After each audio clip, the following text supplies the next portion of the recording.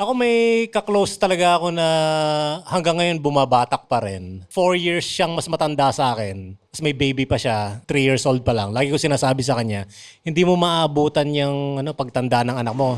Baka 12 years old pa lang yan, ulila na sa ama. Pero natatawa lang siya kasi hindi niya mahinto eh. Talagang nasa sistema na niya. Eh baka naman kasi maganda yung timing mo. Kaya siya natawa. Baka inumpisa niya sa na. Hulaan mo kung sino ang hindi makakakita sa'yo pag namatay ka na. Naarkil ako yung sasakyan niya madalas. Siya na rin yung driver. Nakakapraning minsan kasi nagsasyabu siya sa kalsada eh.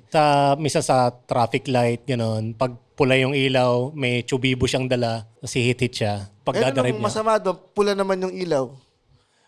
Oo nga, no? Wala namang violation. Oo. May isa pa akong i-share na taga Project 8 naman. Yan ang gusto ko sa'yo. Marami pag ganitong topic eh. Dito siya madaldal eh. Oo, yan eh. Ilihim na lang natin siya sa pangalang Melissa. Sa sobrang high niya, sumakay siya ng jeep ng walang pantaas. Babae siya. As in, kita yung Wala. suso. Kita talagang walang-wala siya sa sarili niya. Siyempre, nagbabaan yung mga tao sa jeep. Tapos pinababa rin siya ng driver. Hoy, huwag ka manggulo rito. Bumaba ka. Bakit? Magbabayad naman ah! Ganun siya. Sabi sa kayo nakatabi niya, Mick, paano may nakalimutan ka? Ay, oo yung wallet ko.